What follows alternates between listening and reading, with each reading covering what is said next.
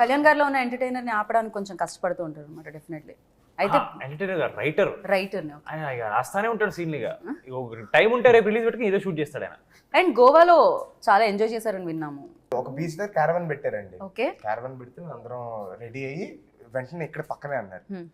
మంచిగా రెడీ అయ్యి నడవడం స్టార్ట్ చేసాం. వేడి ఎండ కొడుతుంది, నడుస్తాం అనమాట. అది కూడా మధ్యాహ్నం స్టార్ట్ అయింది. మధ్యాహ్నం నడుస్తాం అనమాట. ఎంత నడిచినా రావట్లేదు. అది కూడా మెట్లు అండి. మెట్లు నడుస్తున్నాం ఒక 2 కిలోమీటర్లు ఇంకెంతసేపు అంటే వచ్చేసాం అన్నారు. చూస్తే రూట్ లేదు, అక్కడ నీళ్లున్నాయి, దానిపైన దూక్కుంటూ వెళ్ళాలంట ఆ బీచ్ లోకి. గోడ దగ్గర అయితే హైలైట్ అండి.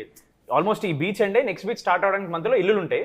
ఆ ఇల్లుల కింద మన సీ రాక్స్ ఉంటాయి కదా, సీ రాక్స్. ఆ రాక్స్ పైన నడుచుకుంటూ అటు వెళ్ళాలన్న. అలా కొట్టుకుంటున్నాయి దానికి. ఏ సినిమా తీస్తున్నా వెళ్ళేటప్పటికండి షర్ట్ తడిచిపోయింది, ప్యాంట్ కూడా తడిచిపోయింది ఆల్మోస్ట్. అంటే లెనిన్ చొక్కాలు వేసాం కదా, మొత్తం తడిచిపోయింది, జుట్టంతా తడిచిపోయింది.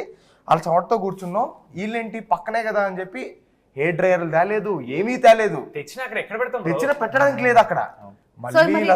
మళ్ళీ వీళ్ళందరూ వెళ్ళి ఒక మళ్ళీ 2 కిలోమీటర్లు మళ్ళీ వచ్చి బ్లో డ్రైల్ చేసి షర్ట్లు ఇప్పేసి అక్కడ ఫస్ట్ డే అండి గోవాలో.